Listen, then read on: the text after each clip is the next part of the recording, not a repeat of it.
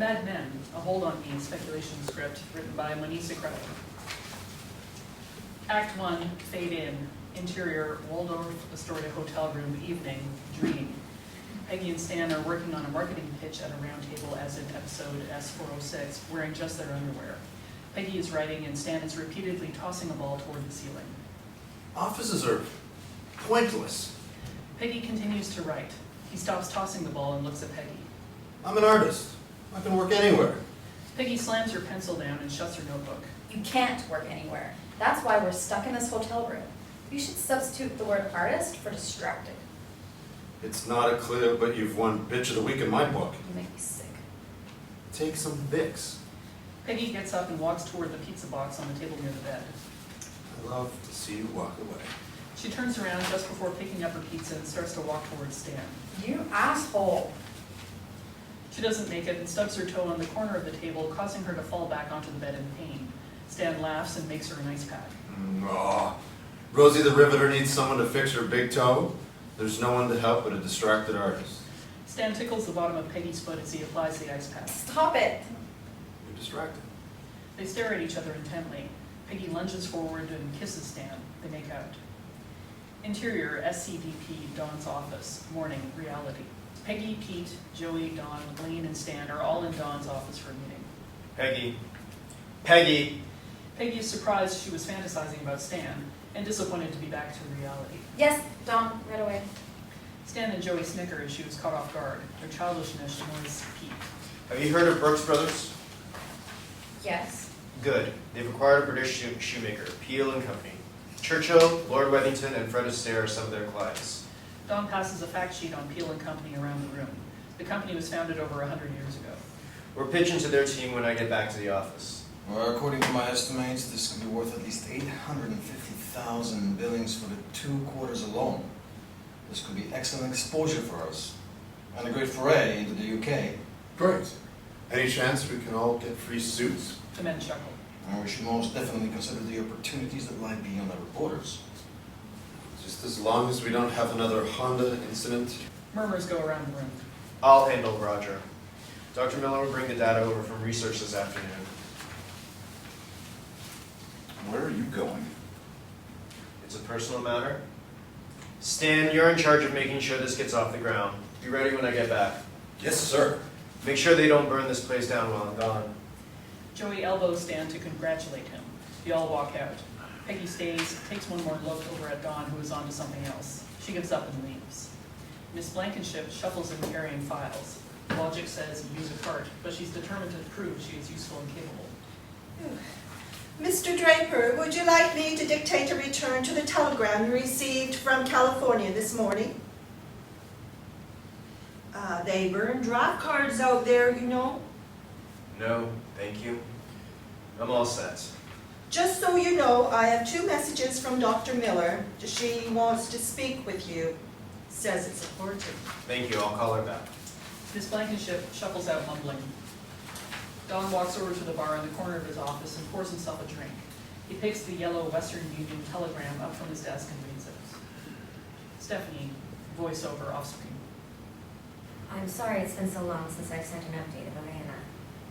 She was in so much pain last week. My mother took her to the doctor to get something stronger. They said she has less time than we think. Please come if you can. We all miss you. Love, Stephanie. Don shudders a moment. Composing himself, he walks out of his office to Miss Blankenship's desk in the hallway. Interior SCDP hallway morning. Please book me a flight to Los Angeles, leaving as soon as possible. Bill it to my personal account. Don walks back into his office and closes the door. Oh, I'd like to meet one of those Muscle Beach unks. Ooh. A lady in my bridge group says they're all queers. Cutaway. Interior SCDP Don's office morning. Don goes over to his desk to call Betty. Pauses to take a look at the picture of he and Anna on the desk. Cut to interior Draper home, kitchen, morning. Sally's at the kitchen counter playing with a box of matches. The phone rings. Good morning, Francis residence. Sally? Hi, Daddy. Why aren't you in school? I missed the bus. Betty enters and takes the phone away from Sally. Go to your room now. She motions for Sally to go upstairs, but she doesn't budge and stands there. What's going on over there? Why isn't she in school? I guess so she could stay home and play with matches. What? She didn't get on the bus this morning. She walked out the front door and hid in the hedges, and then snuck back upstairs to her room. Carla found her when she was making the bed. Cut to interior SCDP Dawn's office morning. I won't be able to pick the kids up this weekend. I'll make it up to you. I'm going to California. Anna's sick. Cut to interior Draper home kitchen morning. It's always one thing or another with you, always at the last minute. Henry and I have plans this weekend. We're going to Atlantic City, and I need you to watch the kids. Can't you please just keep your word just once? When Sally hears the word California, she walks over closer to listen. If Daddy's going to California, I want to go too. He promised we could go. Biddy points to the stairs. Sally doesn't budge. Cut to interior SCDP Dawn's office morning. What's wrong with you? Do you think I'm flying across the country because she has the flu? She has cancer, Betty. Cancer. Do you think I wake up and ask myself how I can screw up your weekend? I'm sorry, how would I know? I'll call Carla. She'll appreciate the extra money. Goodbye. Goodbye. Don hangs up the phone, picks up his briefcase and hat, and leaves the office to go to the airport. Interior SCDP hallway moments later. Faye is proud of her research on Brooks Brothers. She spent a good portion of the night making sure it was ready to present to Dawn. As usual, she spent a good portion of her morning making sure she's presentable to Dawn. Good morning. Is Dawn in? His door is closed. You just missed it. Oh. What time is he back in after lunch? I'll be in my office down the hall for the rest of the day. Mr. Draper is out of the office. May I help you? Answer the files. Please make sure he receives these. I'll pass them along to the team. Thank you. Did he say when he was coming back? No, it involves a personal matter. Faye gives a wry smile and walks away. Interior airplane midday. Don boards the plane and takes a seat first class. He puts his hat over his face and promptly falls asleep. He wakes up and a lady resembling Anna is sitting next to him. Where are you headed? San Pedro. That's where I'm from. I love it there. The sunshine, the ocean, the freedom. Where are you headed now? Oh, I'm not sure. This is a special trip. It's time for me to wave California goodbye. The captain makes an announcement over the loudspeaker. Don stirs awake. He sees the seat next to him is empty and looks about the plane for the woman who is sitting next to him. He stops a stewardess who is passing by. Excuse me, ma'am. Did you see where the lady went who was sitting here? Mr. Draper, no one was sitting next to you. That seat's been empty the entire flight. Well, then I'll have an old-fashioned. Sir, it's right here. She points to the untouched drink sitting on his tray. Would you like something else instead? You ordered this one right after you came aboard. Donna shrinks into a seat, clearly puzzled. Fade out, end of Act 1. Act 2, fade in. Interior SCDP, Peggy's office morning. Peggy, Stan, and Joey all walk in after their meeting with Dawn. Stan and Joey plop onto the couch. Peggy sits behind her desk. What does it take to get any form of respect around here? Stan leaps out of his seat and pretends to hold a microphone. Penis. Joey guffaws in laughter, curling up on the couch. Okay. Since Dawn left you in charge, what's the plan? Well, we can start with you getting me a sandwich. No, really. Looks like this will be mostly artwork, a few words. All we have to do is sell suits and shoes. So are you saying that just because you're a man, you're the expert on men's clothing? Stan takes a seat on the couch, crosses his legs, puts his hand behind his head and smiles. I just might surprise you. Megan and Clara come to the open door. Is everyone ready for lunch? Stan and Joey get up to leave. Time to go. I always think best on a full stomach. Peggy stays at her desk. Oh, Peggy, would you like us to bring something for you? No thanks. I brought leftovers. Maybe next time? They leave. Peggy puts her head in her hands and lets out a sigh. The phone rings. Peggy Olson speaking. Peg, I didn't think I'd reach you. Figured you'd be at lunch. I'm staying in today. How are you? Everything is great. I was hoping I'd see you at the CLEO Awards. I couldn't make it. We were pitching some new business. Just noticed Draper's on the cover of Ad Age with the CLEO. You know, Peg, you deserve to be right up there with him.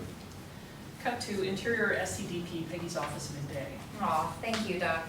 Everything going okay over there? You sound a bit down. Oh, it's just a long day. You know, we should do lunch.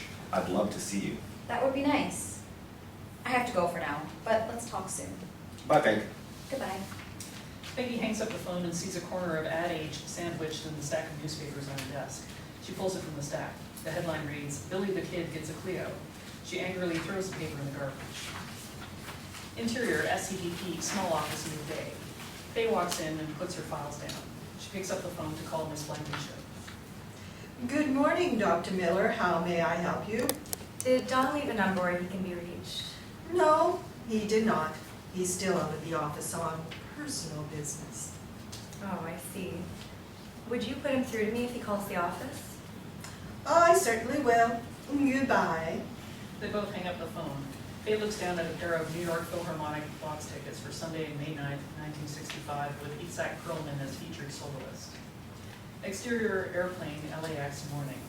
Series of shots of Don becoming acclimated to California. Don walks down the steps from the plane and feels the warm California sunshine on his face and a light breeze in his hair. Exterior rental car company, LAX morning. Don rents a sporty convertible at the airport. Exterior outdoor flower stand morning. He drives to a flower shop and buys a lively, colorful arrangement. Finally, he visits a small shop where he buys a journal. Don is happier here than in New York. Exterior Anna's house, San Pedro, midday. Don pulls into the driveway. Stephanie greets him on the front porch with a hug and a kiss on the cheek. I'm so glad you're here. Come inside and I'll take your things. Interior Anna's house, living room, midday. Anna's house is unchanged, full of sunshine with sky blue colored walls and artwork. There is a medical bag on the chair in the corner. Anna? I'm here. He walks down the hall where her room door is closed and is about to knock. Stephanie rushes over to stop him. Oh, she just laid down for a nap.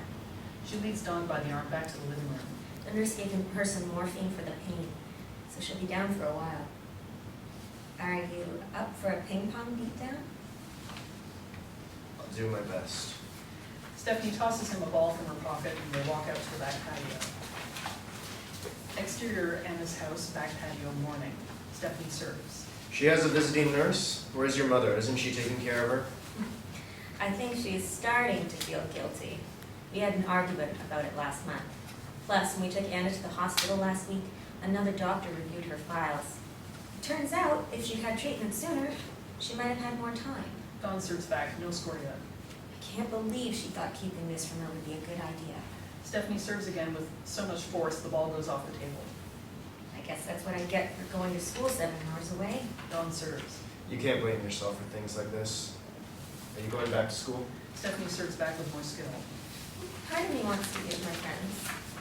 The other part of me asks, what can professors who haven't experienced the real world teach me? I would rather have the world as my classroom. Really? Some people would do anything to be near LA, but I'm ready to see the world. Point for Stephanie. Nice shot. Are you still at the advertising agency brainwashing us and telling us what to buy? Point for Don. Yes, times are tough. Snake charming requires the skills of a shark. I won a CLEO this year. Evidently, you must be the snake charmer with the magic flute. Don gets momentarily distracted and Stephanie takes the point. All right, you win. Let's go back inside. They walk back towards the house. The nurse is staying with Anna tonight. Some friends of mine are going down to a fire on the beach. You should come. You didn't get to see the ocean last night. Okay. Interior SCDP, small office, late evening. Faye is tidying up odds and ends as she prepares to leave. The phone rings. Dr. Miller speaking. A woman begins to speak on the phone inaudibly off screen. Helen, I'm glad you called. The woman says something inaudible off screen. You're always right. He left town. Something came up at the last minute. No one will say a word around here because it's personal.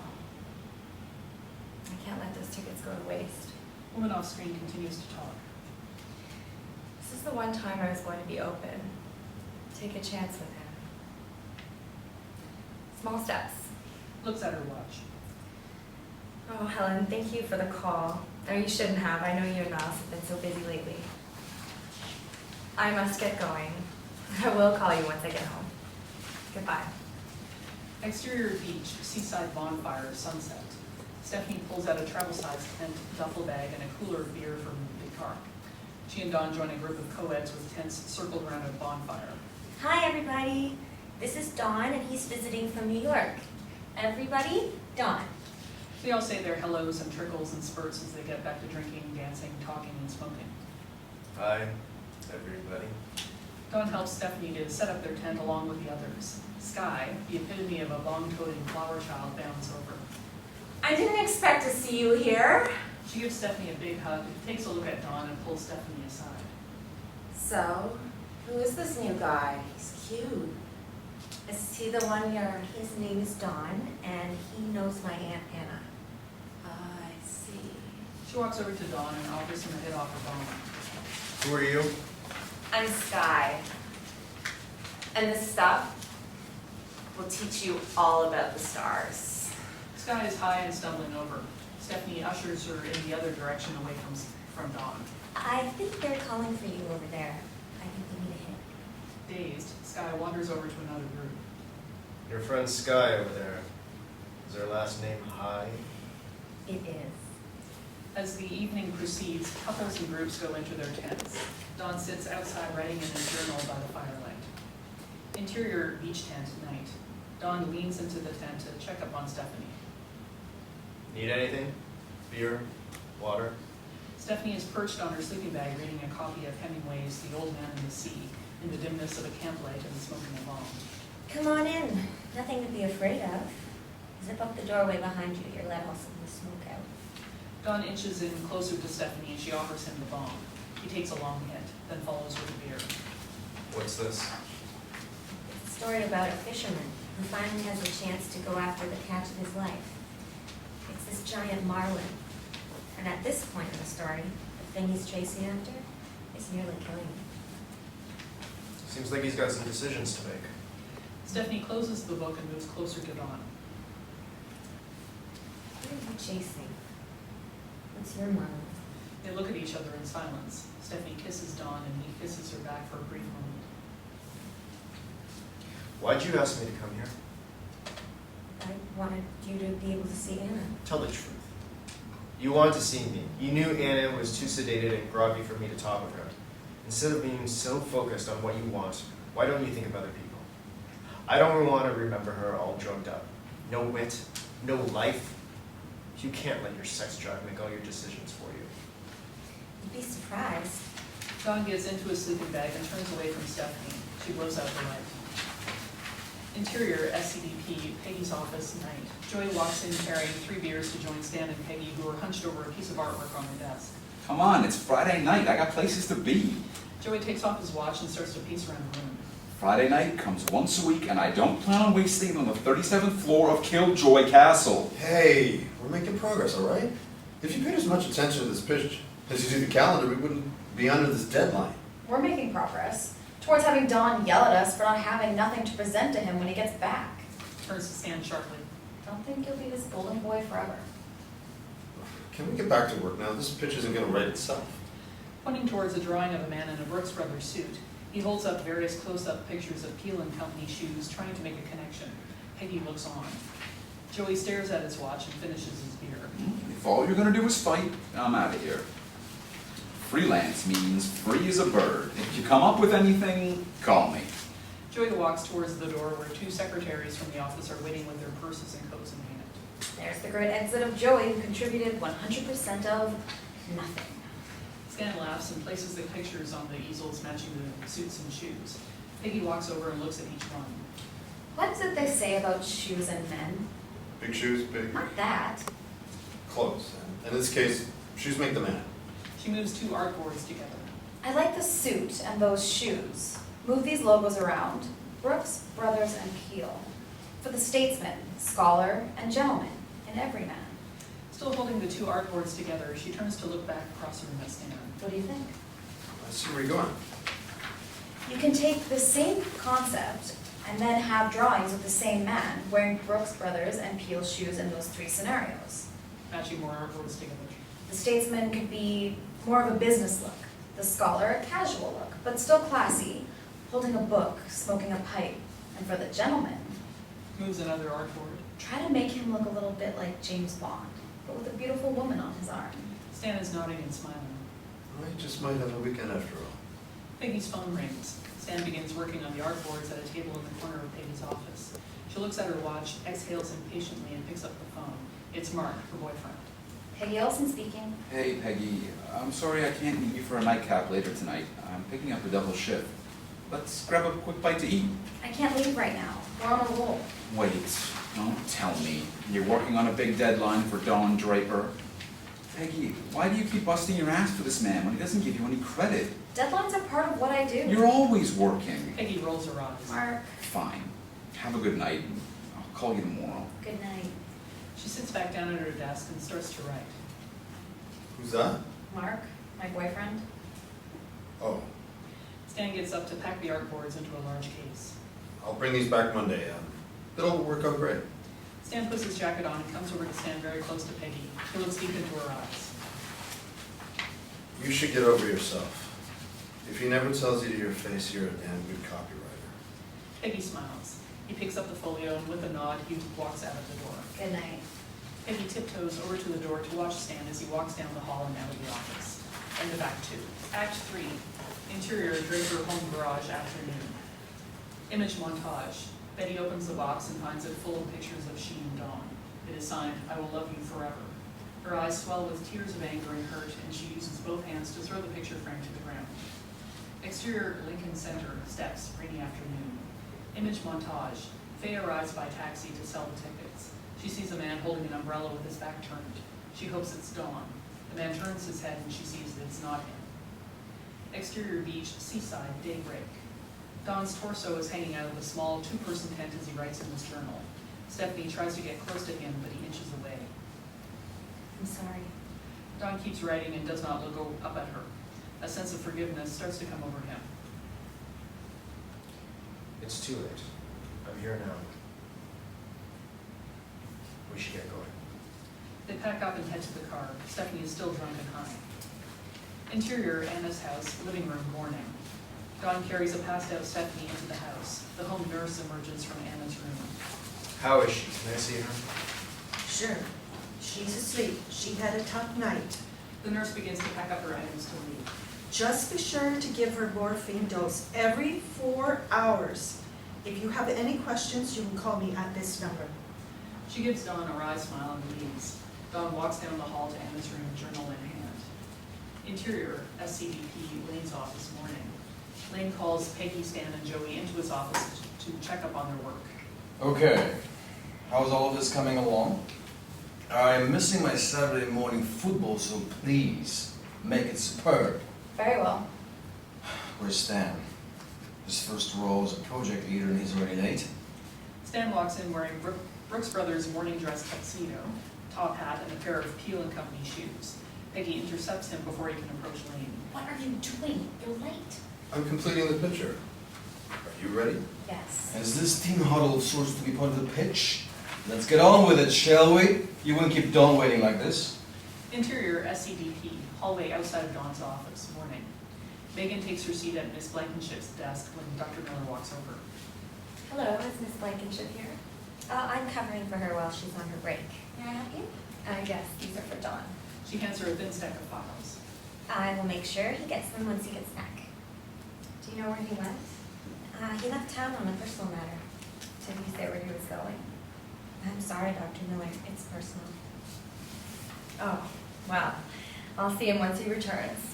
She gives Megan a wry smile and walks away, feeling uncertain if she received accurate information.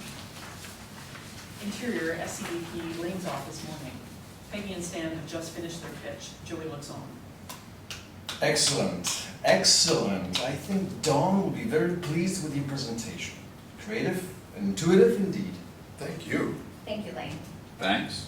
They all start to leave. Peggy, may I have a word? Of course. Lane takes a seat behind his desk and encourages Peggy to sit down as well. That is a fine presentation. You and Stan work well together. Has everything gone okay behind the scenes? You seem to take his change of plan as a bit of a surprise. Things are fine. Are you sure? What's troubling you? It's nothing. Well, Peggy, you've worked your way up from a secretary to a copywriter. The pace of your career progression is what you're worried about. I would say you're doing well. But why is Stan in charge of this project? Now, Peggy, have you ever thought that maybe his reason had to do with Brooks Brothers making clothes for men? And Stan is a man? He's a man-sized boy most of the time. He keeps his nose in Playboy magazines waiting for me to write copy. I understand your frustration, but today I'm going to ask you to be patient. He walks around and perches on the front of his desk to be closer to Peggy. He points toward a picture on the wall. You know, as one of my heroes, Sir Winston Churchill, once said, never give in, never give in, never, never, never. Keep going, Peggy. Thank you, Lynn. You're welcome. Interior SCDP hallway, art room, moments later. Peggy walks out of Lane's office and down the hall towards the art room, still feeling the encouragement of Lane's advice. Hey Stan, I just wanted to tell you what a great idea that... Peggy pauses mid-sentence. Just as she is about to walk into the art room, she hears several women talking and giggling. Stan has gotten the attention of the ladies and other secretaries in the office. They're admiring his morning dress tuxedo and top hat. You look very dapper, Stan. Thank you. Tell us how it went again. It was easy. I'm a man of style and good taste, so I did the artwork and described the clothing. I figured if a picture is worth 1,000 words, real life is worth $1 million. Or pound, shall I say? The women giggle and continue talking with Stan. Peggy doesn't enter, but goes back in the other direction. Interior SCDP woman's restroom midday. Peggy walks in and slams her files on the counter. She throws water on her face as JOAN emerges from the stall. They look at each other in the wall-length mirror. What's wrong? I'm fine. If it has anything to do with this office, I suggest you pour yourself a drink and get over it. JOAN starts to walk out. If it has anything to do with men in this office, I suggest you pour yourself a drink and get over it. You're right. Interior Anna's house, Anna's room, morning. Don is sitting in a recliner next to Anna's bed, writing in his journal. Anna, I wish you could have had the life, the family life you deserve with a husband and children. You gave me a new life, and I got to have those things. I'm forever indebted to you. He takes a look at his watch and Anna's medication schedule. Her morphine dosage is now 2 hours late. Anna stirs in discomfort, and Don gets up from the chair and kneels next to her bed. He takes Anna's hand and squeezes it. She opens her eyes and looks at him for a brief moment with smiling eyes. I'm here. You probably thought I would never come back. She squeezes his hand and gasps as if she wants to tell him something, but struggles to breathe. Don is frantic. He runs to Stephanie's room, but she's still out cold. He runs outside and opens the passenger door to the car. He dashes back into the house and carries Anna down to the car, puts her inside, and speeds away. Exterior hospital, ER entrance, morning. Don drives right up to the emergency room door and carefully gets Anna out of the car. Interior hospital, ER entrance, morning. Don is walking into the emergency room entrance carrying Anna. A security guard starts to follow him. You can't leave that here. Move it or I'll have it towed. Shut up! Help, she's not breathing. Doctors and nurses come over with a stretcher and oxygen tanks and help him put Anna onto this stretcher. Sir, you will have to wait here. Don goes to a small waiting room, plops himself down in a chair, and lights a cigarette. Interior hospital waiting room 1 hour later. Stephanie and her mother, Patty, arrive at the hospital and join Don in the waiting room. Don has since fallen into a light nap, but wakes up when they enter. Patty marches over to Don, and Stephanie takes a seat across the room. What happened? Anna stopped breathing. Have you seen her? How is she? You're not family, Dick. You're just someone who shows up whenever they feel like it and tries to save the day. She stops just as the ER nurse walks in. You may go in and see her now. Still angry, they follow the nurse to Anna's room. Interior hospital, Anna's room, midday. Anna is lightly dozing in a single hospital room. The doctor and nurses review her charts. As they approach the room, Patty stops walking. Great. We have a Viet Cong for a doctor. We'll be lucky if we can understand a word he says. They all walk into the room, and Patty walks directly over to the doctor. How is she doing? Mother. Don is not fazed by her ignorance. Ma'am, you're gonna wake Mrs. Draper. I speak English. I'm Samoan. I was born in Hawaii. Are all of you family? Only, Yes, we are. Her morphine levels are down, which caused her to wake up in pain. Perhaps she missed a dose at home. What do we do now? We've done everything we can at this point. We can monitor for a few days to make her comfortable. Then she can go back home. Thank you, doctor. The doctor and nurse leave the room. Patty motions Dawn into the hallway. Stephanie stays in the room with Anna. Interior hospital waiting room, midday. Patty storms into the waiting room and Dawn follows her. How could you forget to give medicine to a dying woman? Do you think I did that on purpose? I fell asleep. I was sitting in the chair next to her. Of course you would. You didn't believe me that I'd seen a specialist. You wanted to know for yourself. You can't just swoop in from fancy New York City and save the day on this one. Patty lights a cigarette. Figured if she came to enough, you'd tell her yourself, huh? She has a right to know. You can't keep these things secret. I should sue you right now. Go ahead. Patty reaches into her purse and hands Dawn a piece of paper. It's a certified document from the state of California bearing Anna's signature giving power of attorney over to Patty, dated July 1964. You're sick. Really sick. He tosses the paper in her direction and it lands on the floor. Where was all of this care and concern before? All these years you lived in your own world, thousands of miles away, trying to be Mr. Big Shot. I provided for her after Don was killed in the war. Dawn steps closer to Patty. And how I run my life is none of your damn business. Dawn storms out. Exterior, Berkeley Hospital parking lot afternoon. Dawn is in the parking lot, perched on the back bumper of the car. He lights a cigarette, agitatedly stomps it out, and then gets into the car. He lights a joint and pulls out his wallet. He takes a look at the pictures of Sally and Bobby and he of Anna. He pulls out a dog tag that says Don Draper. Interior hospital, Anna's room, night. Dawn goes back into Anna's room. She's asleep.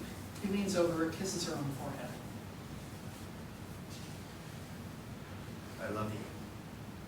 Rest well. Stephanie is asleep in the chair in the corner of the room. He pulls out the letter he was writing in the journal. He tucks it into her hands with the instruction to read it to Anna the moment she wakes up. Interior hospital hallway at night. Patty's in the hallway as if waiting for Dawn. Don't come back until we call you. She doesn't need your commotion in her last few days. Life is meaningful, fragile, a fleeting vapor. You're treating that poor woman like life, like it's bothersome, like it's some exhaust you can just clear out of the air. Patty's eye filled with tears. Dawn walks down the hall, never turning back. Stephanie takes off down the hallway, trying to catch up with Dawn. Interior airport, departures waiting area at night. Dawn and Stephanie are sitting at the gate for departures. He's taking the red eye back to New York. Please stay just for a few more days. I need to get back. Excuse me. He goes to the payphone. Interior FAYE's apartment, midnight. It is an awful hour of the night in New York. FAYE is in bed wearing a party dress from the night before. The telephone rings. Hello? Hi, Faye. It's me. She sits up on bed. Hi, stranger. I heard you had to skip town. I'm sorry I've been out of touch. There was a family emergency in California. Is everything okay? Yes. Are you available for dinner once I'm back in town? When are you coming back? I'm at LAX, taking the red eye to New York. Sure. Call me when you get home. Good night. Good night. She hangs up the phone and falls back on the bed. Just let him go. Interior airport, departures waiting area at night. Dawn walks back over to where Stephanie is waiting. Everything all right? Yes. I had to take care of some things in New York. I didn't mean for things to turn out this way. This is taking a very big toll on my mom. She tried to do the right thing. She just took it too far. She did. Flight 560 to New York is now boarding. Time for me to go. Stephanie stands up and gives Dawn a hug. Have a safe trip back. Don't forget to read the note to Anna. I won't. Dawn walks towards the terminal and gets on the plane. End of Act 3. Act 4. Interior, SCBP, Dawn's office, morning. Dawn is at his desk, looking fresh but emotionally tired. There's a knock at the door. Donna, you're in there. Come in. Good morning. I didn't expect you to be back so soon. The show must go on. So, how'd you enjoy being the ringmaster of my three-ring circus of the creative department? Did the two lions kill each other, or did you magically turn them into lambs? Well, as long as we can keep Roger Sterling out of the room, I think we should consider taking on more foreign brands. Interior, SCBP, conference room, midday. Peggy stands by a large screen, ready to pitch to Don, Lane, Pete, Bert Cooper, and Roger Sterling. Stan and Joey are nowhere to be seen. Bert, you must be here for the suits, because we all know you don't wear shoes. They all chuckle. The look on Bert's face is proof Roger has won this one. Well, if this pitch is convincing enough, I may start wearing Peel & Company shoes. Okay, let's hear it. Brooks Brothers makes the finest suits in the world. The footsteps of great men have been imprinted in history with Peel & Company shoes. Shoes make the man. Peel & Company. For the statesman, Joey emerges from behind the screen wearing a Brooks Brothers suit with Peel & Company shoes. scholar, Joey puts on a pair of horn-rimmed glasses and starts glancing through a book. and gentleman. Stan appears wearing a top hat and Brooks Brothers tuxedo with Peel & Company shoes. He walks arm in arm with Megan, who is wearing an evening gown. In every man. Everyone at the conference room table turns to Don, awaiting his reaction. I like it. What about time waits for no man, leave big shoes to fill, Peel & Company, or leave your imprint on history with the Peel & Company logo at the bottom. The man who wears Brooks Brothers and Peel & Company is a man who understands life. He knows it's short. He needs the right look that supports him as he builds to today what he wants to leave for tomorrow. He pauses and all eyes are on him. Gee, Draper, while you're trying to add an Oscar to the CLEO, I'm gonna go to lunch. Excellent work, Don. Couldn't have said it better myself. Brilliant work in the copy, Peggy. Thank you, Lynn. Great idea to wear a tuxedo and edited the presentation. Thanks. Excellent work, everyone. No resting on your laurels. I want to see all of this in revised copy tomorrow by 5. They all exit the room. Stan and Peggy stay behind to gather the artboards. Don is happy. I'm happy. Good work, Stan. Thanks. Not too bad yourself. Interior, SCDP, Don's office, mid-afternoon. Don opens a package on his desk labeled Air Express. It's a seashell with a note from Stephanie attached to a copy of The Old Man and the Sea by Hemingway. It reads, "Stop chasing your marlin. Take it easy." Fade out.